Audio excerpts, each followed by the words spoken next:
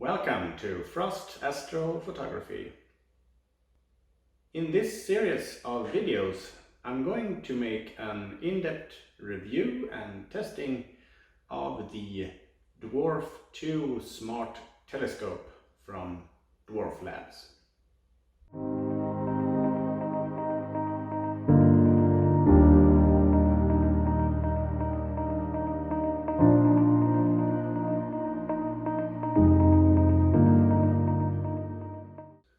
In this first video, we're going to do unboxing of the product and look at the installation and configuration of the device.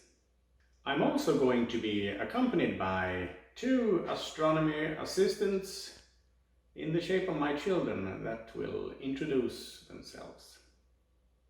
Hello, my name is Zelda and I'm 10 years old. Hello, I'm Tintin and I'm 8 years old. So this is the box that the telescope came in, although there was a shipping box outside this. So let's open it for the first time and see what's inside.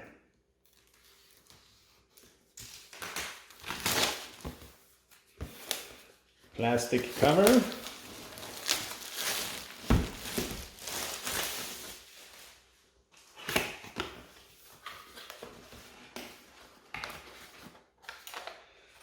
Maybe some instructions in here.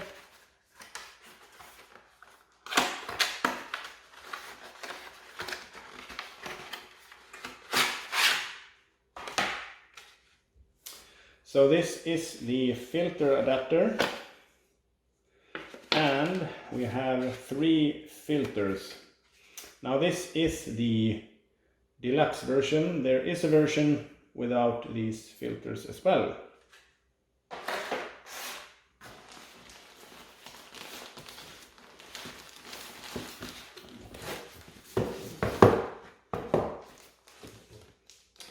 So we have another plastic box here.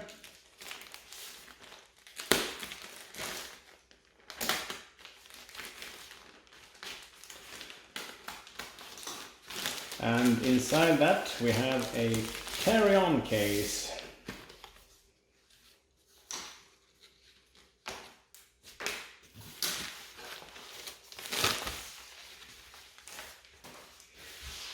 This looks handy if you want to carry on this on a plane or in your car or on any travel trip.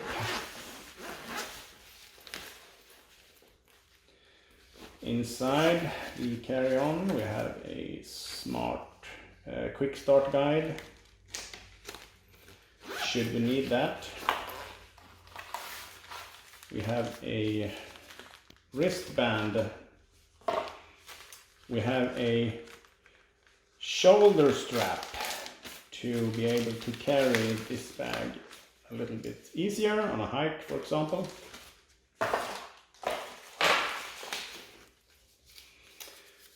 We have a battery.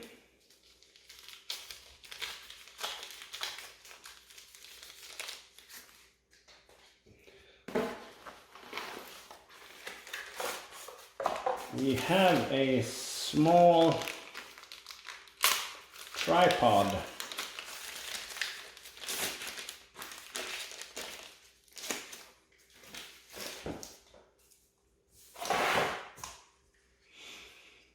Now this can be used to set the product outside with ease. We have a memory card, 64 GB, with an adapter for the micro SD card. And last but not least, the Smart Telescope.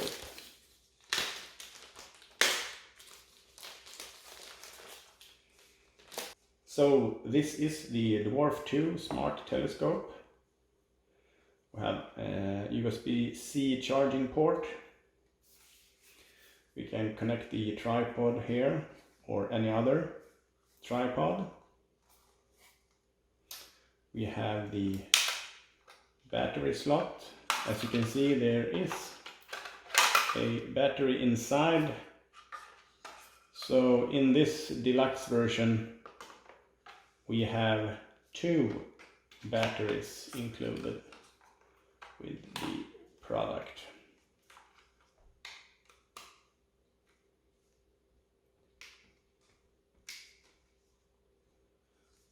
We have a slot here for the memory card.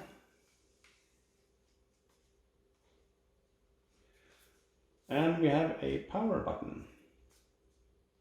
Now, before we get into the specifications and installation of this smart telescope, we do need some Starbucks coffee, and in Sweden we don't drink coffee out of mugs.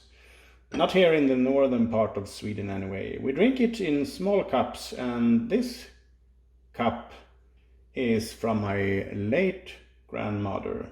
Rest her soul.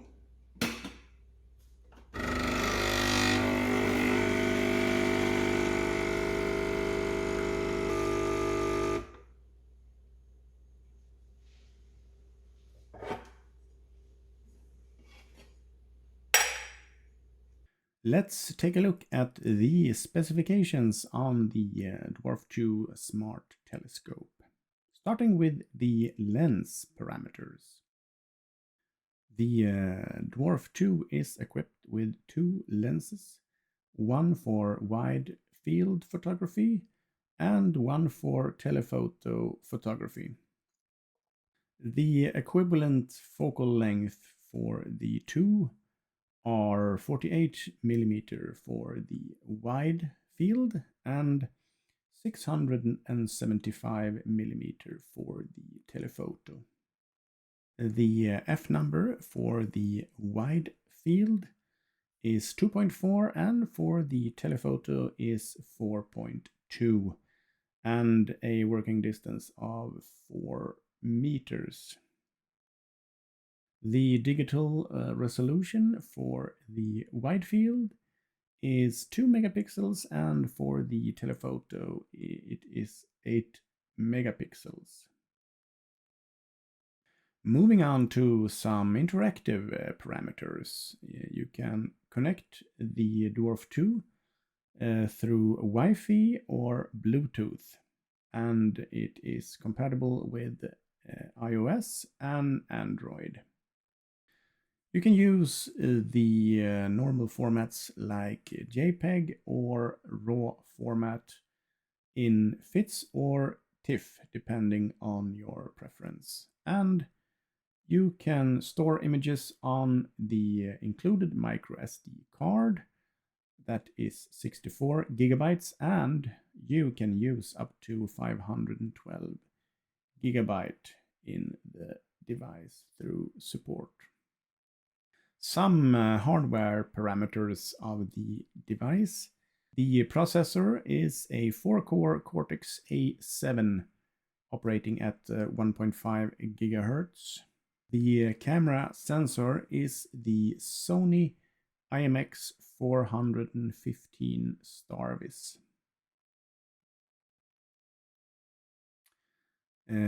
The visibility angle is 240 degree pitch and 340 degree rotation. And the battery power is 5600 milliamp hours. The mounting screw thread is a 1/4 inch and the tripod height is 13 to 17 centimeters.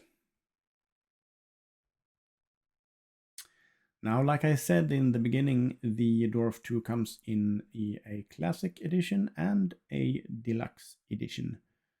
And everything that is in the classic edition is included in the deluxe edition box.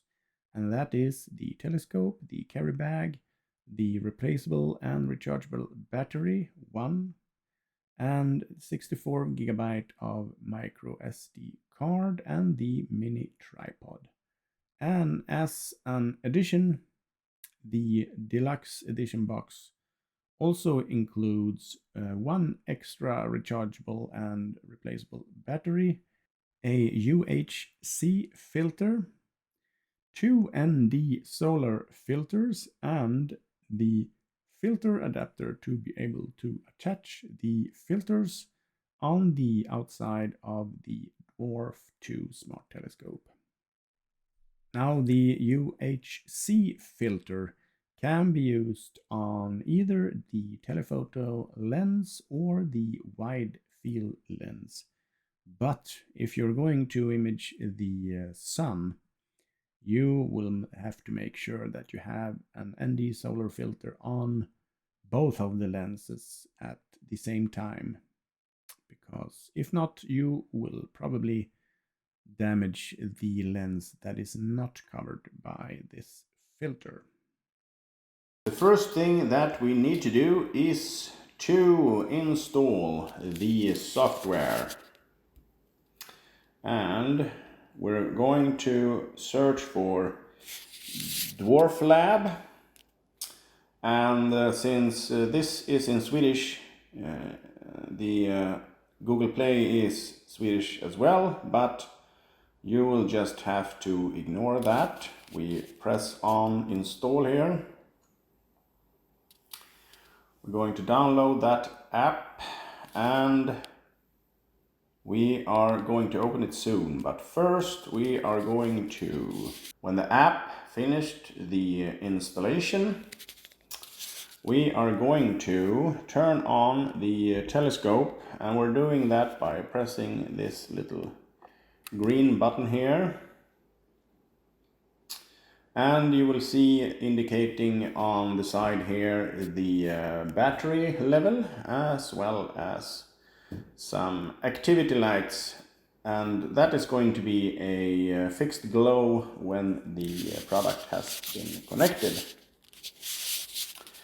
We're going to open the app. First thing we do is to accept the privacy agreement and allow the app to access certain features on your telephone. Click on connection here, allow it to connect, and now it is searching for a camera and found one. As you can see, it is represented by some numbers on the screen here. We click on that and it is now connecting to the camera.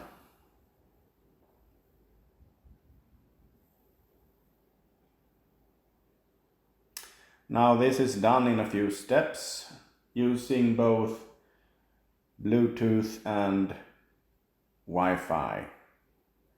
It is going to be using Wi-Fi later on when the first process has finished.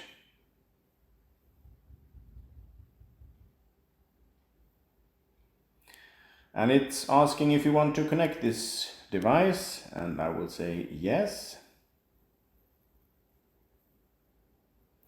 And it is connected now.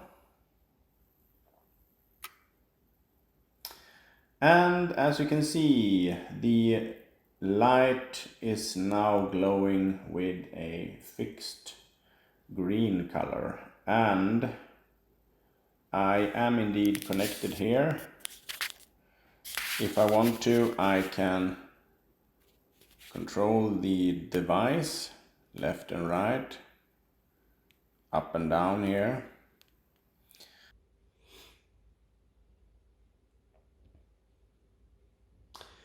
And that seems to be working perfectly as a first step of connecting the device and controlling it through your phone. Now some basic features here. You can see the battery level on the top right here. You can also see the storage card, the flash card, and the amount of images that you can take here. On the right here we have the different features or functions. I have a burst mode, a time-lapse mode, a photo mode, a video mode, panoramic, Astro, and Astro Dark. So right now I'm in photo. I can also go over to the video mode if I want to.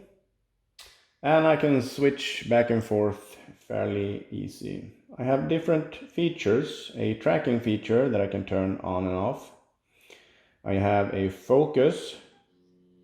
I can use the autofocus feature here, and it will find the correct focus on whatever it is pointing at. And I can manually adjust focus here. As you can see on the screen here, now it's not focusing on my flower pot. It is focusing on the corner of my fridge in the background there.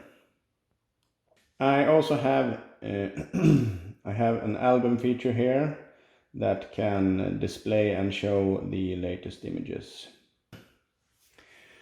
So with this button I can control the lenses. I have two lenses, one telephoto lens and one wide angle lens. So I can turn off the wide angle lens if I want to, and now I only have the telephoto lens. I can turn on the wide angle and I can look at both. The smaller screen here that you can see is my wide angle, and the larger one is my telephoto. So I can zoom in, or I can position this on the flower in the window and try the autofocus feature. But as you can see, the telephoto lens wants to focus on the trees outside, about 200 meters outside of my kitchen window. If I manually use my focus here, you can see that I can get it to focus on the flower leaf just inside my kitchen window there.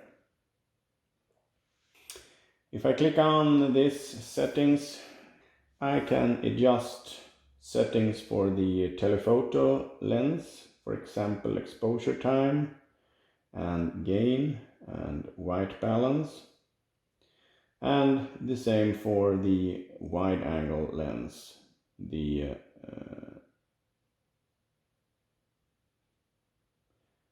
exposure time and the gain and the white balance.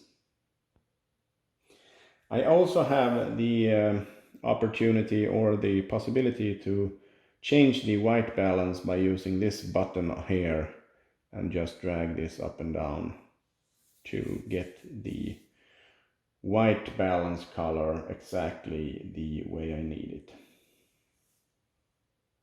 Going back to the first view here, you can see that we have some camera settings and other settings as well. And it is important here that you set your location, your longitude and then latitude. You can get that using any popular GPS app or search for it in a map software. You probably have it in software like Stellarium or N.I.N.A or ASI Air if you are into astrophotography already. You can also adjust some parameters and power management settings here for the system. You can look at the firmware version, and you can use the upgrade feature. And just to point out, when using the upgrade feature, you have to switch from the DWARF lab or telescope Wi-Fi because it is connecting directly to the device here. Switch it to your regular internet Wi-Fi and download the available version. Switch back to the DWARF II Wi-Fi and perform the upgrade. There is none available right now for me because I've already been through that process. We have some Wi-Fi and Bluetooth settings here. If you are experiencing any problems whatsoever, default settings usually work, but you can enable 2.4 gigahertz or compatibility mode. You can also adjust some Bluetooth settings here if needed. You have language settings if you want, probably going to perhaps come in some other languages later on. And you can go back to the terms of service and privacy policy information if needed. Other than that, there's not much settings here in this tab. That was the basic walkthrough here of this device and the software included. And in the next part we are going to explore the photo and video features more in depth. And in a video after that we are going to set up this system to be polar aligned and to take some astrophotography images with it. Up here at 63 degrees north in the northern part of Sweden where I live, we don't have astro darkness yet, but we have darkness at least. But we are plagued by continuous rain, rain, rain, and clouds and rain. And look at this. August 30th. The last day of August, I'm going to have 1 hour of astro darkness. This is the first, but it's looking like clouds, and 31st as well. But I'm hopeful that I will be able to start my astrophotography season very soon. Thank you so much for watching this video, and if you like it, please give it a thumbs up. And consider subscribing to my channel to be sure not to miss out on upcoming content. If you want to support me and the making of these videos, there is an option listed in the video description. Until the next video, I wish you have clear skies.